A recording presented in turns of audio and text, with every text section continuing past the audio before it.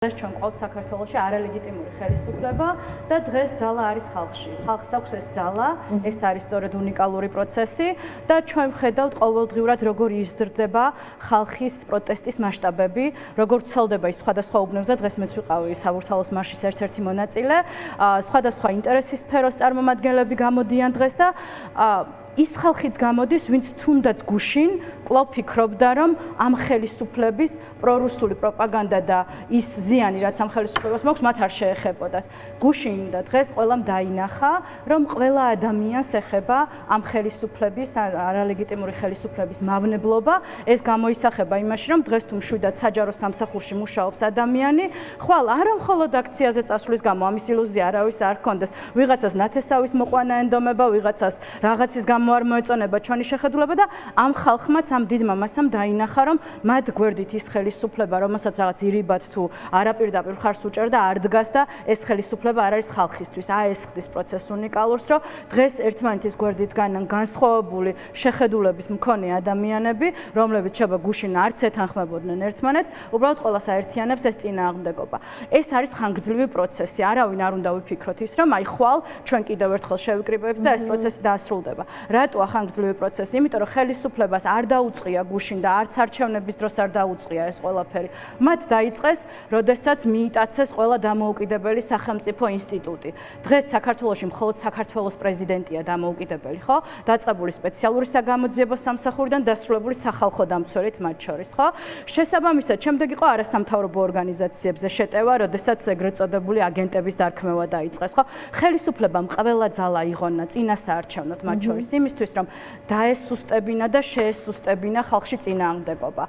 შემდეგ ჰქონდა მასობრივი გაყალბება და ამ გაყალბების შესანარჩუნებლად ხედავთ თუ წამების და არაადამიანური მოპყრობის რა მასშტაბებს იყენებს ის. საქართველოს ისტორიაში ასეთი განგრძობითი, ასეთი სასტიკი ძალადობა ხელისუფლების მხრიდან საკუთარ მოქალაქეებზე არ ყოფილა. ერთი რომ მშვიდობიანად შეკრებილ მოსახლეობას ხან რა მომწამლელ აირს უშვებს და ხან რას და ცივი წყლით შლის. მეორე რომ ვიწრო ქუჩებში დასდევს ამ ხალხს და მათ წამებას და არასათანადო მოპყრობას აქვს ადგილი. მესამე სახლებში აკითხავს, მანქანებიდან გადმოსვამს და დღეს აი აქციის მიმდინარეობისას პოლიცია რომელიც მოყვებოდა, არც ერთ მონაწილეს არ ქონდა იმის განცდა, რომ ისინი ჩვენთვის იყვნენ იქ. იყო ესეთი ინციდენტი, ერთ-ერთი უბნის მაცხოვრებელს გამოგვიდგა თუ რაღაცა, მივიდნენ ადამიანები და პოლიციას უთხრეს, რომ აი ეს ადამიანი თავს არ გვანებებს და პოლიცია იდგა და უყურებდა. ანუ ის, რასაც ჩვენ წლების განმავლობაში ვემსახურებოდა, პირადად მე რამდენი ტრენინგი, რამდენი სწავლება მაქვს მათთვის ჩატარებული, ფაქტიურად წყალში ჩაიყარა და ხაზი გადაესვა, რომ საზოგადოებას ყოფით პრობლემებზეც. ახლა ოჯახში ძალადობა ხო არსად გამქრალა ვიკა, დღემდეც ხო ძალადობენ ქალებზე, ბავშვებზე.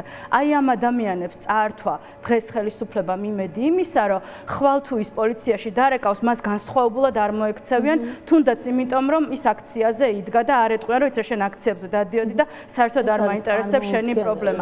ეს არის ყველაზე მნიშვნელოვანი და ხალხი ამას მიხვდა. ხალხი ამას მიხვდა, ხალხმა თქვა, რომ მე არ მჭირდება რაღაც პოლიტიკური იდეოლოგია იმისთვის, რომ დღეს აქ ვიდგე და დავიცვა ჩემი ხმა, მაგრამ როგორც ბატონი გიორგი საუბრობდა და თორნიკეც, რაღაც დროს საჭიროა ეს ლიდერობის თუ რაღაცის წინამძღოლობა ამ ყველაფრის და პროცესის შეკვრა. სხვანაირად ახლა ეს ხალხის პროტესტს საჭირდება მათ შორის რაღაცა ფორმის მიცემა და ფორმირება. და სხვათა შორის აი ეკალდი შეგაწყვეტინებ, როცა საუბარია შიშის ფაქტორზე, მე მგონია, რომ შესაძლოა ჩვენ გვეშინია ვაღიაროთ, რომ არსებობს ძალიან დიდი რისკები პატიმრობის, მე შეიძლება ახლა მაინც დაპატიმრების არ მეშინოდეს, იმიტომ რომ ბევრს ფიქრობ ამაზე და ვაჩვევ ჩემ თავს, რომ შესაძლოა დადგეს ეს ჩვენს ცხოვრებაში.